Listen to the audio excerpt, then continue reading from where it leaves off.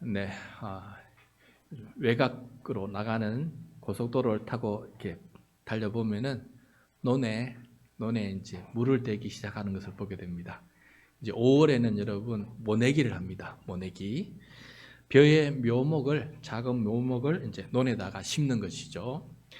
매일 햇볕을 받고 또 물을 머금고 또 그 잎은 광합성 작용을 하면서 벼가 하나씩 자라가게 됩니다.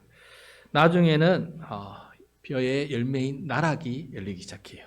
처음에는 조그마한 파란색 나락이 맺히다가 이제 무르익으면은 큰 나락이 되고 그 다음에 이것이 누렇게 익어가게 돼요. 그래서 추수 때가 되면은 낯을 들고, 요즘은 다 이제 경운기로 하지만 낯을 들고 이렇게 벼를 자르게 돼요. 그래서 볕단을 묶어 놓고 이걸 거두어서 탈곡기로 이제 돌려요. 탈곡기로 나락을 벼에서 틀어내요. 그러면 나락만 다 이렇게 모아지죠. 그것을 가마니 떼기에 넣어서 정미소로 가게 됩니다. 방앗간에 가게 되죠. 방앗간에 가서 방아를 찍으면은 이제 나락 껍데기를 벗어내면 하얀 이제 쌀이 나오게 되죠. 그래서 그것으로 우리가 밥을 지어 먹게 됩니다. 그런데 여러분, 이 나락이 무르익어야 쌀을 얻을 수가 있어요. 이게 파랄 때, 나락이 파랄 때 이렇게 손으로 이렇게 눌러보면은 톡 터져요. 그러면서 하얀 물이 나옵니다. 그래서 나락이 파랄 때에는 수확하면은 쌀이 안 돼요. 먹을 수가 없습니다. 그래서 이것이 누렇게 익어야, 그래서 안에가 이게 물이 단단한 쌀이 돼요. 그래서 이것을 가지고 하면은 이제 우리가 먹을 수 있는 밥이 되는 것이죠. 이처럼 여러분, 쌀도 무르익어야 참 열매가 되고 양식이 되는 것처럼 오늘 말씀을 이렇게 묵상하다가 그런 생각이 들었어요. 우리의 묵상이 무르익어야 묵상의 열매도 우리의 삶에 맺히게 된다라는 것을 생각해 보게 되었습니다. 묵상이 어설프면은, 이 톡 터뜨리면은 물이 되어서 먹을 수 없는 것처럼 묵상이 무르익어갈 때 우리의 삶에 그 말씀들이 열매로 나타나게 된다라는 것을 생각해 보게 되었어요. 그래서 오늘 설교 제목을 무르익은 묵상의 열매다라고 이렇게 잡아보게 되었습니다. 오늘 시편 19편 말씀 중에서 히브리어 자음 22개 중에서 13번째와 14번째 자음으로 시작하는 말씀 8절씩 함께 살펴보게 됩니다. 13번째 자음이 맴이고 14번째 자음이 눈이에요. 그래서 우리 영어로 말하면 M, 그 다음에 N, M과 N로 시작하는 그 말씀이 되겠습니다. 그래서 이 말씀을 통해서 무르익은 묵상의 열매가 무엇인지를 함께 들을 수 있는 그런 귀한 시간이 되길 바라고, 우리의 묵상도 열매를 맺어가는 무르익은 묵상으로 성숙해 나갈 수 있는 우리 모두가 되시기를 축복합니다. 네. 자, 여러분, 묵상이 무르익으려면은 그럼 햇빛이 따뜻하게 내리쬐어야 이 벼가 익어가는 것처럼 묵상도 무르익으려면은 우리의 마음이 따뜻해야 가능해요. 그래서 오늘 말씀 보면은 하나님을 사랑하는 마음이 내 마음에 가득 채워져야 이 묵상을 지속할 수가 있고 지속하면서 무르익어갈 수가 있는 것이에요. 그 말씀을 먼저 시작합니다. 97절이에요. 같이 읽겠습니다. 시작. 내가 주의 법을 어찌 그리 사랑하는지요. 내가 그것을 종일 작은 소리로 읊조리나이다. 네. 여러분, 작은 소리로 읊조린다라는 것은, 묵상은 의미를 지난주에 다 말씀을 드렸습니다. 여기서 보면은 내가 주의 법을 어찌 그리 사랑하는지요 라고 되어 있어요. 여러분, 우리가 사람을 사랑하면은 그 사람 보고 싶고 그 사람과 함께 있고 싶고 그 사람과 말을 나누고 싶고 또 그가 한 말들을 자꾸 되씹게 되고 좋은 말들을 다시 기억하게 되고, 그렇지 않습니까? 그것처럼 우리가 하나님을 사랑하게 되면은 그 말씀을 듣고 싶고 기억하고 싶고 한 번으로 듣는 게 아니라 계속 듣고 싶은 거예요. 그래서 결국은 우리가 하나님의 말씀을 묵상한다는 것은 내 마음에 하나님을 향한 사랑이 충만할 때 묵상도 가능하고 묵상도 익어갈 수 있다라는 것을 말씀해 주고 있습니다. 여러분 하나님을 향한 사랑이 우리의 마음속에 가득 넘치시기를 축복합니다. 네.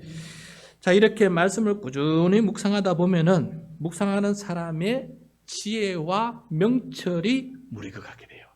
하나님께서 주시는 지혜와 명철함이 무르익어가게 돼요. 98절, 99절, 100절입니다. 같이 읽겠습니다.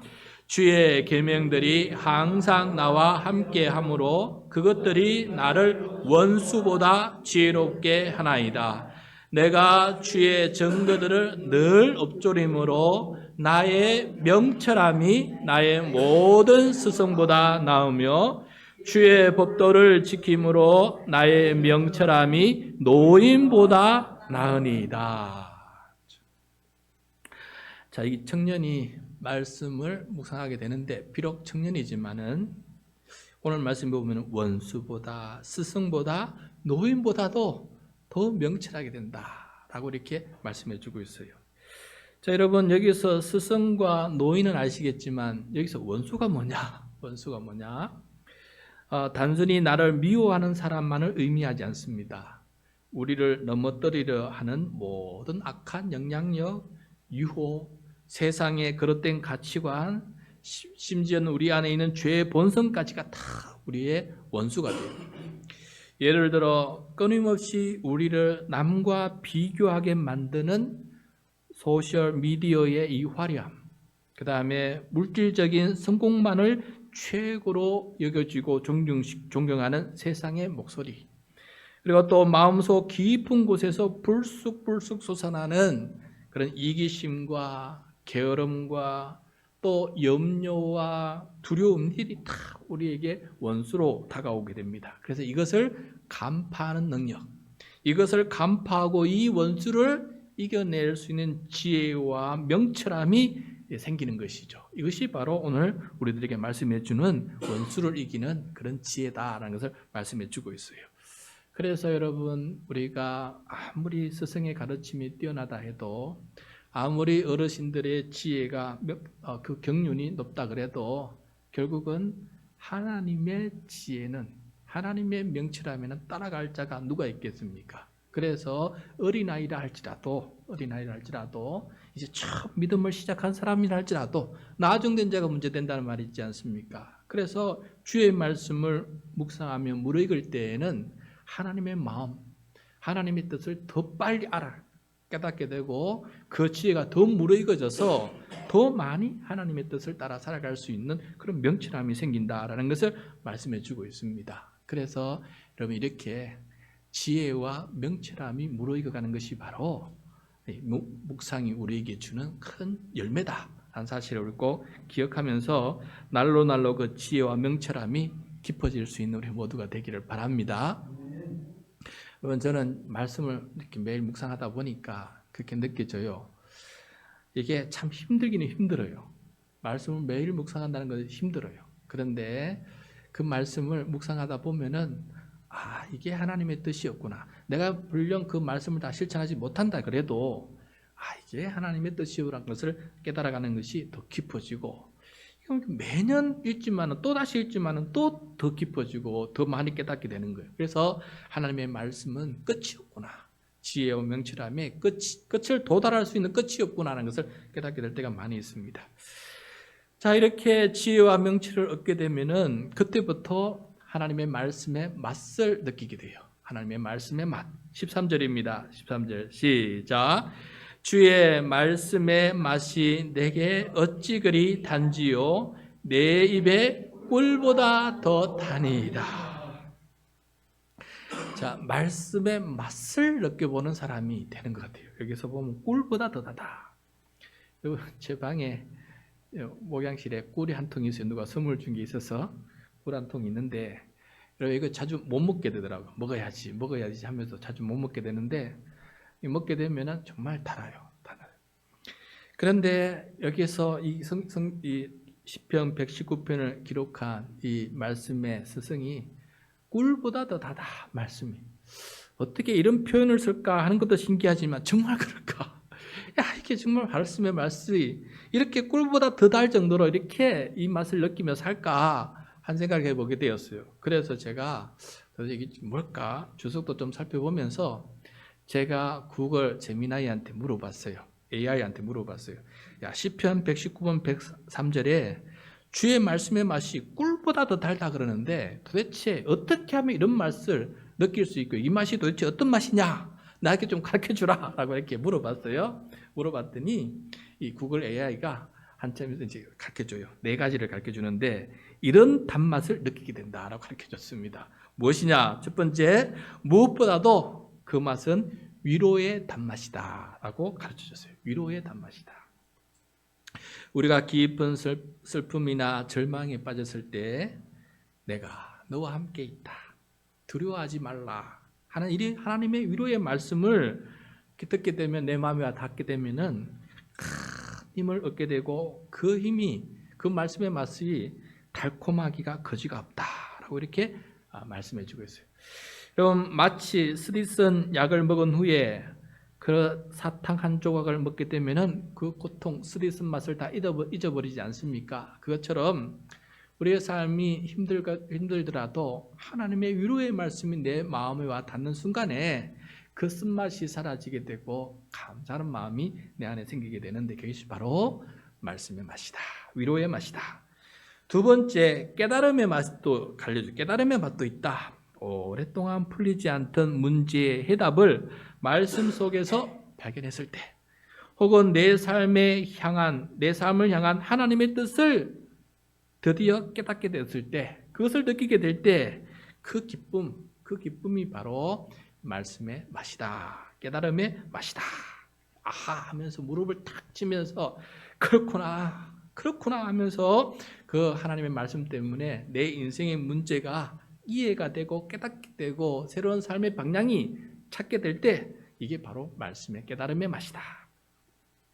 그 다음에 세 번째 말씀의 맛은 회복과 용서의 단맛이다 라고 되어 있어요. 여러분 우리가 죄와 흠물에 넘어지면은 심한 죄책감에 오랫동안 괴로워할 때가 있어요. 이 죄책감 때문에 삶의 어떤 부분을 자신 있게 못해요. 주저하게 되고 머뭇거리게 되고 그렇게 뒤로 물러서게 돼요. 이 문제를 하나님 앞에 해결해야 되는 거예요. 그런데 어느 순간 하나님의 말씀을 읽다가 내가 내 죄를 사하노라고 하는 그 말씀이 내 마음속에 깊이 다가올 때 그렇게 한번 눈물을 흘리고 나고 나면은 용서와 회복의 맛이 이렇게 단맛이구나 하면서 그 다음부터 평안한 마음으로 하나님의 말씀대로 주의 종으로 살아갈 수 있는 그런 담대함이 생기게 되는 것이거든요. 그래서 용서의 단맛을 느끼게 될 때 살아나는 느낌을 받게 되는 것이. 그 다음에 네 번째, 소망의 단맛이다. 우리의 미래는 불확실해요. 내일이 어떻게 될지 모릅니다. 늘 그렇게 불안하게 우리는 살아가게 돼요. 특히 요즘 경제, 정치, 사회 이거 어떻게 될지 하룻밤 사이에 변하는 이 현실을 바라보면서 어떻게 될지 참 위태롭고 힘이 될 때가 있어요. 그래서 절망과 두려움이 있을 때 하나님의 말씀이 우리에게 힘을 줍니다. 그래서 천국에 대한 소망도, 죽음을 이길 수 있는 천국의 소망도 주시고 이 불안을 이길 수 있는 하나님의 선하신 인도하심이 있다. 하나님의 지팡이와 막대기가 있다는 것을 깨닫게 해주심으로써 어떤 어려움 속에서 우리가 담대한 마음으로 한 발짝 내릴 수 있는 그런 힘을 얻을 수 있게 되는 것이거든요. 그런 맛을 느끼게 될 때 이게 단맛이다 라고 이렇게 가르쳐 줬어요. 그런데 그거 듣고 요즘 AI가 대단하다. 나보다 더 깊은 생각을 한다는 것을 깨닫게 됐습니다. 여러분 종종 AI의 도움을 많이 받으시길 바랍니다. 자, 이렇게 말씀의 단맛을 느끼는 사람에게 하나님의 말씀은 등불 같아져요. 등불. 시편 105편입니다. 19편 105절 말씀 시작. 주의 말씀은 내 발의 등이요 내 길의 빛이니이다. 자, 여러분 이런 말씀을 고백할 수 있는 순간까지 된다는 것은 무르익은 사람이에요. 말씀의 맛에 무르익은 사람이 이런 말을 할 수 있지. 여러분 내 발의 등이요 내 길에 비친 것은 누구입니까? 돈입니다. 내가 잘 아는 사람입니다. 스승입니다. 나를 도와하는 친구입니다. 이렇게 말하지 않겠어요? 그런데 주의 말씀이 내 발의 등이요 내 길에 빛이다 라고 말할 수 있는 사람이 된다는 것은 하나님의 말씀의 단맛을 느끼고 무르익은 사람이 할 수 있는 그런 고백입니다.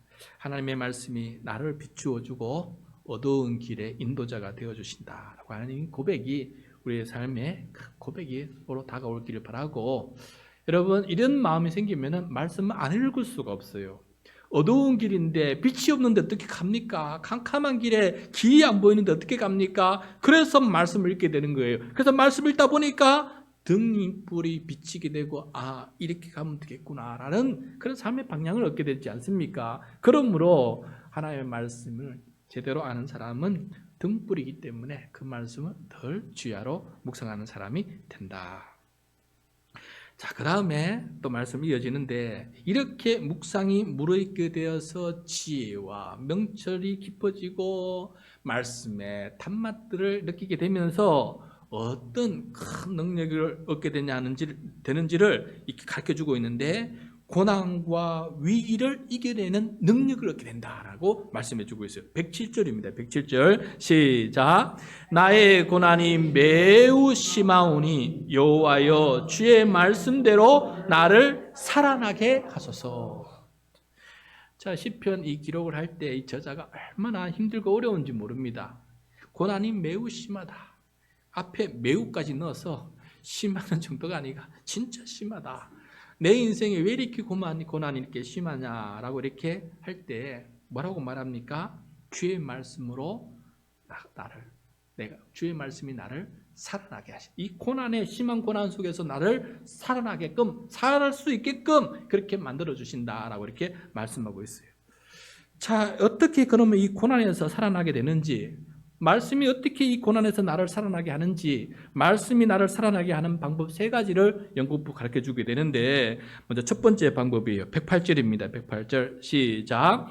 여호와여 구하오니 내 입이 드리는 자원 제물을 받으시고 주의 공의를 내게 가르치소서. 자, 고난에서 살아나는 방법, 첫 번째 방법은 내 입이 자원 제물을 드리는 거예요.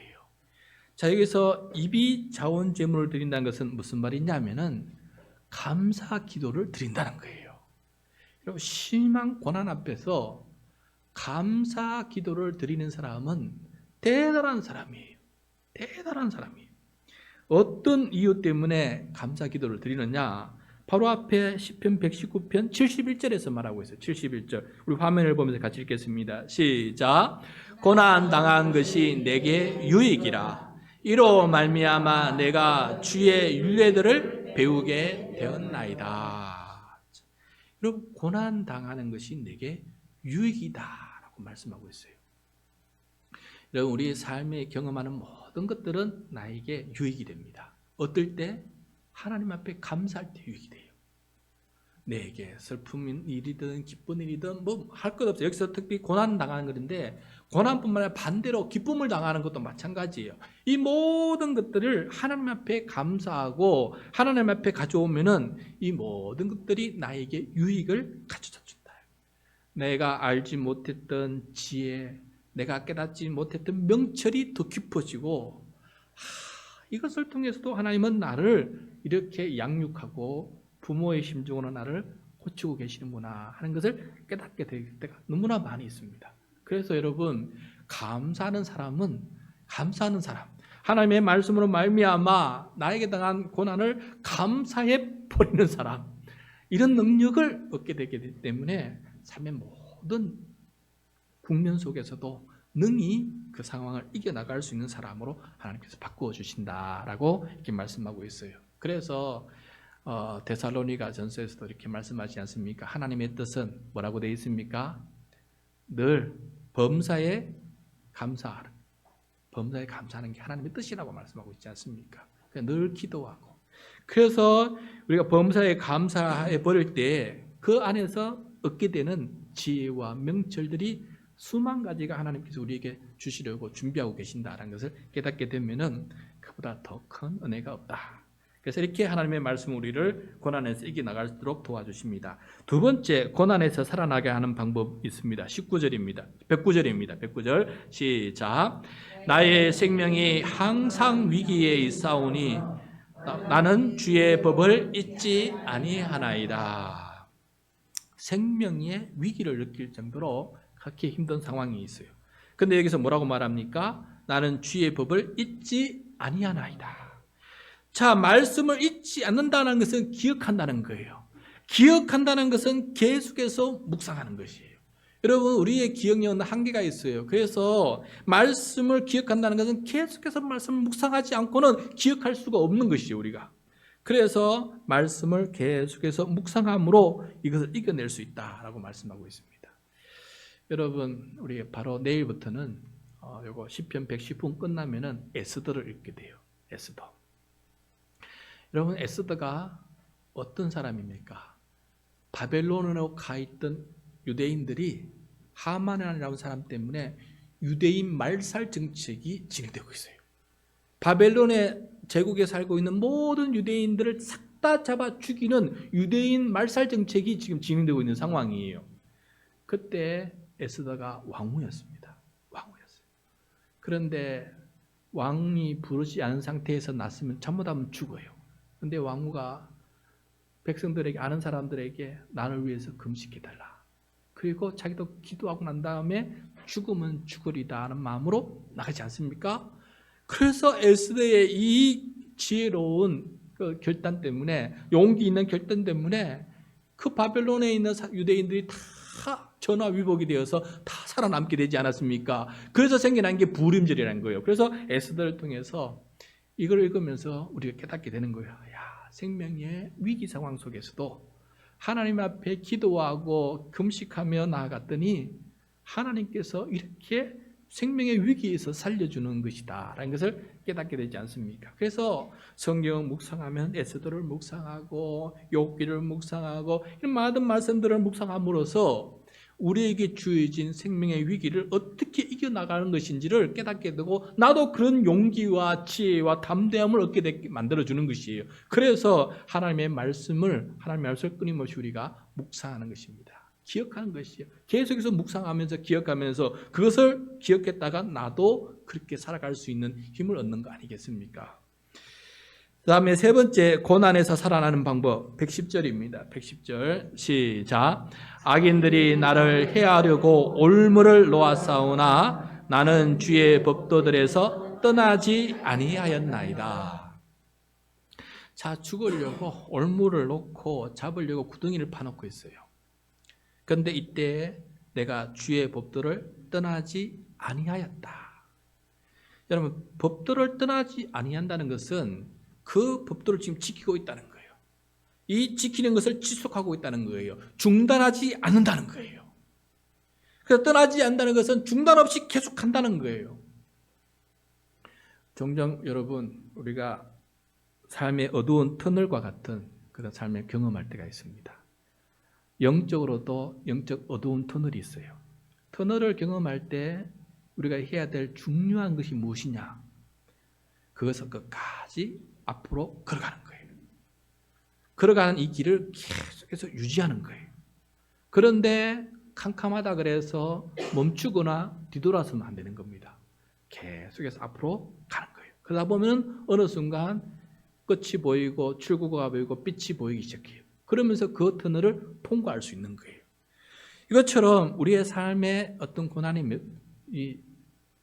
닥쳐왔을 때 하나님의 말씀을 붙잡고 끝까지 하던 일을 하는 거예요. 계속해서 말씀을 붙잡고 계속해서 기도해요. 하나님, 도대체 이게 언제 끝납니까? 하더라도 끝까지 나에게 올무가 오고 죽음의 위기가 오더라도 끝까지 그 말씀 붙잡고 끝까지 가는 거예요. 그러다 보면은 어느 순간 하나님께서 나를 살려주시는 것을 경험할 때가 온다라는 것을 말씀해 주고 있습니다. 그래서 중단 없이 끝까지 갈 때 빨리 이겨나갈 수 있어요. 그런데 힘들다고 어렵다고 중단해 버리면은 더 혼란 속에 빠지게 되고 그 속에서 기도도 하지 않게 되고 말씀도 읽지 않게 되고 하나님을 떠나게 되고 그냥 세상 방식대로 살아갈 수 있는 사람으로 변해버린다는 거예요. 그러므로 끝까지 하나님의 말씀대로 살아가는 사람, 그 사람이 바로 살아날 수 있다라는 것을 말씀해 주고 있습니다. 그래서 예수님께서 씨 뿌리는 비유에서 이렇게 말씀했어요. 마태복음 13장 23절인데요. 우리 화면을 보면서 같이 읽겠습니다. 시작. 좋은 땅에 뿌려졌다는 것은 말씀을 듣고 깨닫는 자니 결실하여 결실하여 어떤 것은 100배, 어떤 것은 60배, 어떤 것은 30배가 되느니라 하시더라. 자, 말씀을 듣고 깨닫고 행하는 자는 결실하여 100배, 60배, 30배의 열매를 맺게 된다라고 되어 있어요. 그래서 결국은 여러분 우리가 좋은 땅이 되어야 된다. 좋은 땅이 될 때 그래서 우리는 좋은 말씀을 듣고 행하고 결실을 맺을 수 있는 그런 사람이 될 수 있다라는 것을 우리들에게 말씀해 주고 있는 것을 보게 돼요.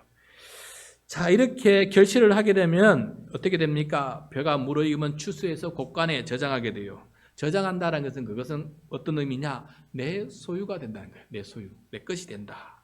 이처럼 무르익은 묵상을 한 사람은 그 말씀을 소유하는 사람, 그 말씀을 내 것으로 삼는 사람이 된다는 거예요. 우리 111절 말씀 같이 읽겠습니다. 시작. 주의 증거들로 내가 영원히 나의 기업을 삼았사오니 이는 내 마음의 즐거움이 되니이다. 자, 여기서 여러분 기업이라는 말은 어떤 의미냐면 유산이라는 뜻이에요. 유산. 상속받아서 내 것이 되는 것을 말해요. 이것을 기업이라고 그래요. 상속받아서 내 것이 되는 것. 하나님의 말씀이 내 것이 되었다라는 것은 우리가 마치 음식을 먹고 소화시키면은 그 음식의 영양분이 내 몸에 하나가 되는 것처럼 하나님의 말씀을 묵상하고 지키다 보니까 그 말씀이 내 안에서 이루어지는 거예요. 내 삶 속에서 그 말씀이 살아 운동력이 있어서 내 삶 속에서 활동하고 있는 것이에요.